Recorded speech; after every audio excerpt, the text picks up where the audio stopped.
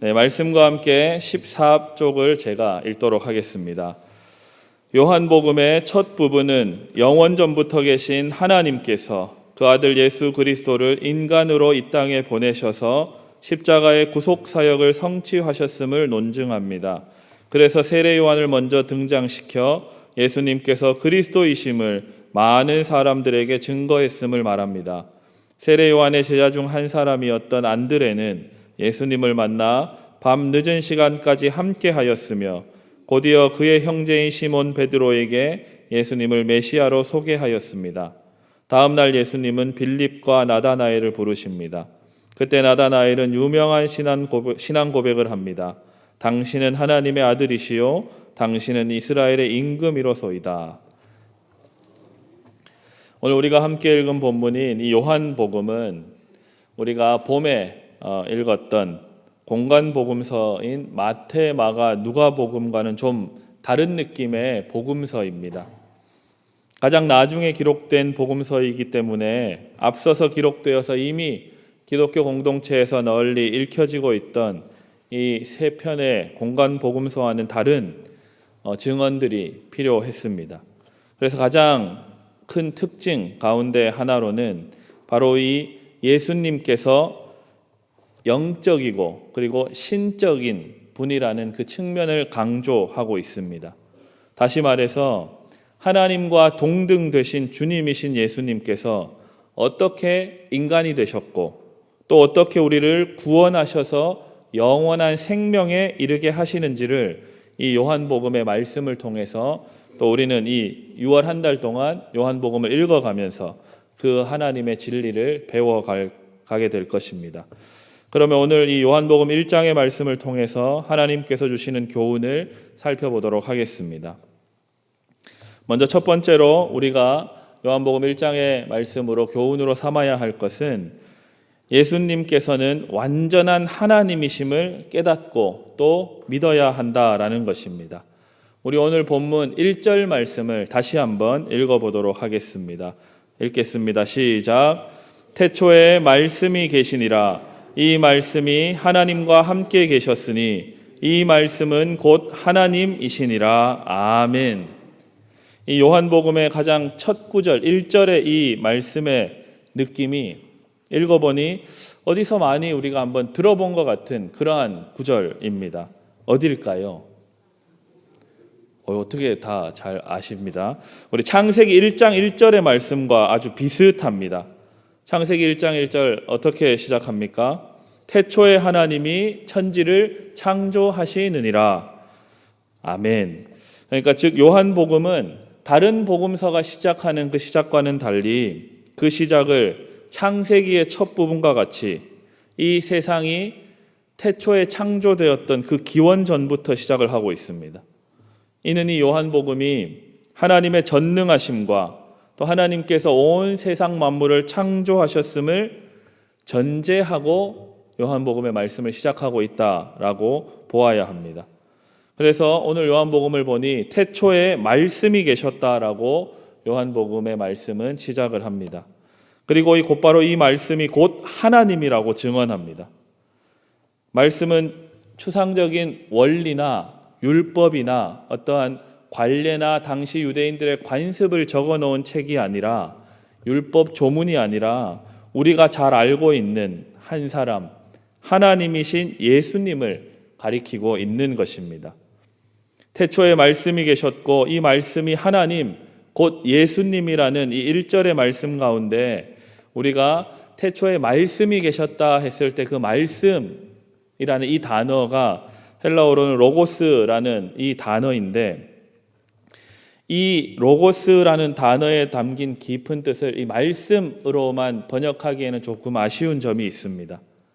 이 로고스는 어떠한 의미들을 함축하고 있냐면 입 밖으로 내뱉은 말씀뿐만 아니라 기록된 성경의 말씀뿐만 아니라 그 말 속에 담긴 어떤 깊은 뜻, 개념, 사상 그리고 그 말에 영감을 준 통찰, 계획, 지혜 그 모든 것을 포괄하는 그런 단어입니다. 그래서 태초에 말씀이 계셨다.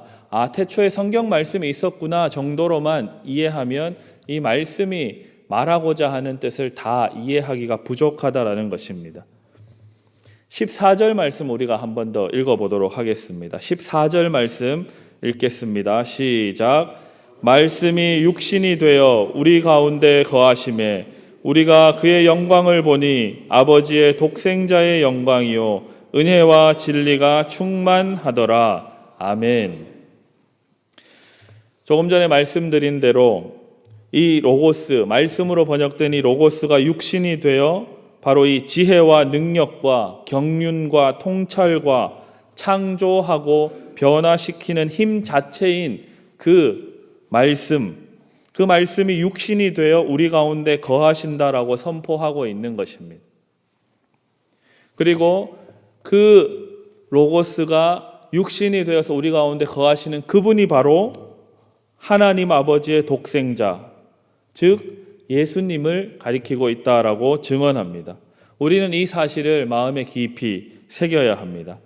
예수님께서 단순히 2000년 전에 이 땅에 오셔서 사람들의 모든 죄와 허물을 담당하시고 십자가에서 돌아가시고 또 그 죄와 사망을 이기시고 부활하셔서 우리에게 죄에 대한 승리를 가져다 주신 분으로만 이해한다면 우리가 예수님에 대해서는 절반만 아는 것입니다. 오늘 이 요한복음의 말씀을 통해서 완전한 하나님이신 예수님께서 지금도 우리와 함께 하셔서 이 말씀으로 번역된 이 로고스의 원래 깊은 뜻인 지혜와 능력과 경륜과 통찰과 또한 창조시키고 변화시키는 그 힘 자체로 우리 가운데 오셨다. 그리고 지금도 살아계셔서 우리와 함께 하신다. 우리와 동행하신다라고 믿어야 하는 것입니다. 그래서 우리는 이러한 지혜 그 자체인 능력 자체이신 창조시키고 변화시키는 힘 자체이신 예수님을 하나님과 동등하게 여기면서 그 예수님을 우리 마음 깊이 영접하면서 살아가는 겁니다. 그 삶 자체가 바로 구원을 향한 삶이 되는 것입니다.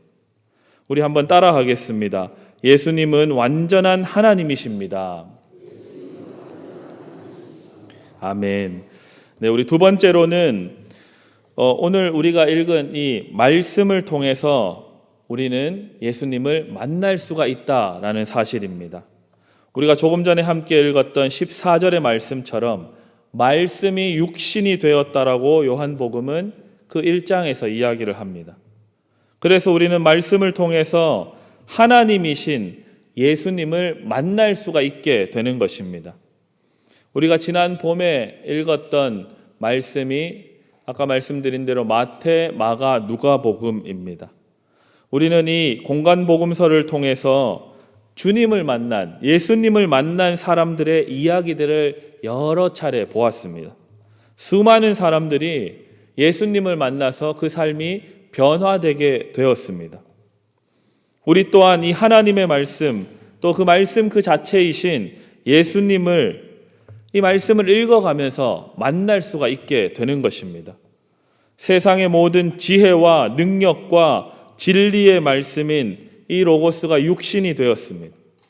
그래서 우리는 하나님의 말씀인 이 성경을 읽음으로 말미암아 예수님을 만나게 되는 겁니다. 하나님께서 우리에게 주신 최고의 선물은 그래서 바로 이 말씀인 것입니다. 믿으십니까? 아멘. 하나님의 말씀을 읽는 우리 신일교회의 자랑이죠. 말씀과 함께라는 이 프로그램은 그래서 우리가 꼭 같이 함께 해야 하는 귀한 일이 되는 것입니다. 우선순위로 삼아야 하는 것이죠.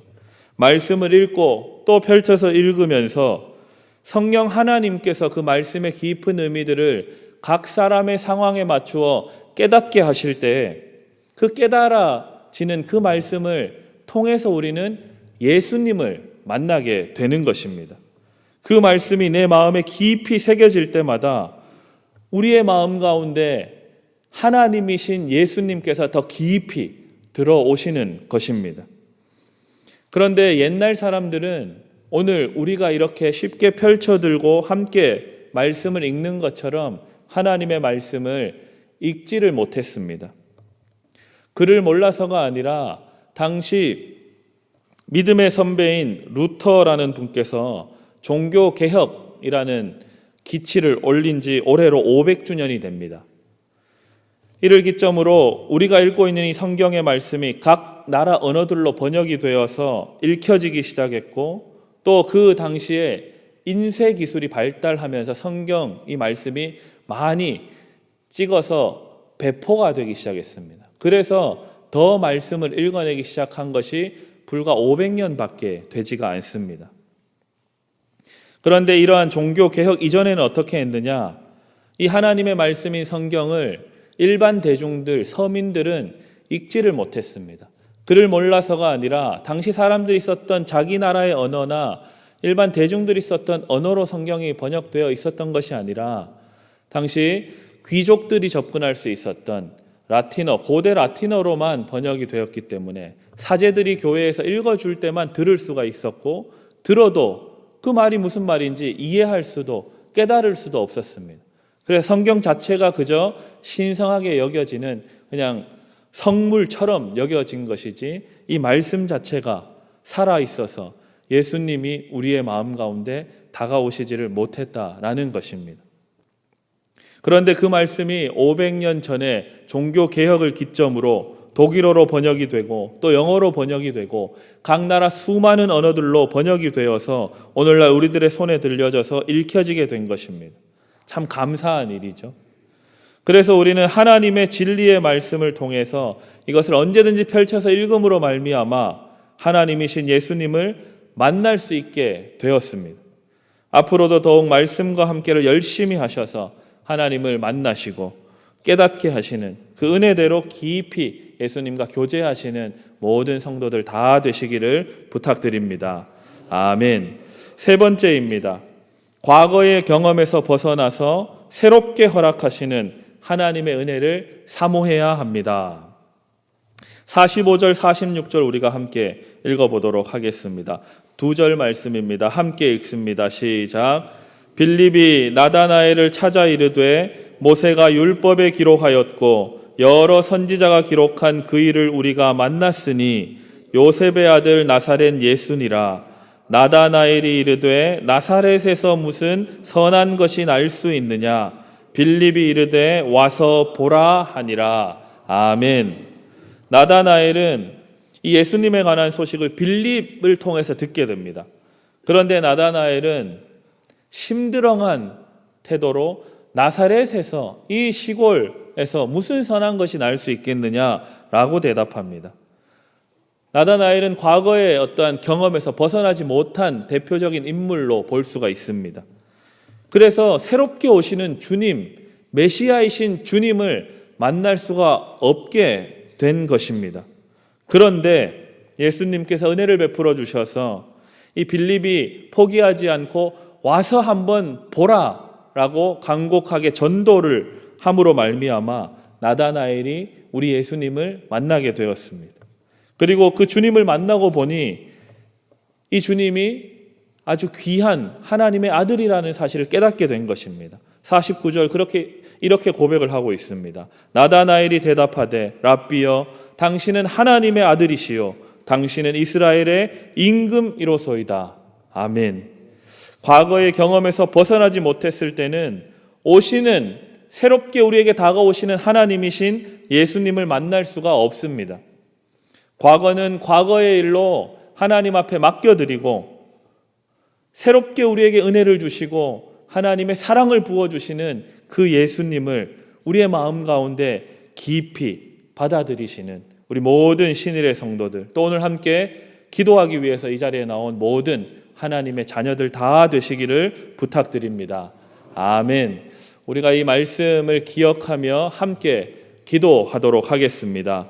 우리 첫 번째로 기도하실 때에는 하나님이신 예수님을 말씀을 통해서 만나는 은혜를 누리게 하여 주옵소서, 이렇게 기도하시고, 두 번째로는 과거의 아픈 기억과 슬픈 기억과 또 화가 났던 기억들은 하나님께 맡겨드리고 새롭게 다가오시는 하나님을 만나는 신일의 모든 성도들 되게 해 주십시오. 교회를 위해서 기도해 주시고, 마지막으로는 이번 한 주간 계획된 교회의 모든 행사 가운데 특별히 신일 어울림 한마당이 하나님의 은혜 가운데 잘 치루어지게 해주시고, 또 교회의 모든 공사가 마무리되는 과정 가운데 있는데 공사의 일정 가운데도 하나님 함께 해주십시오.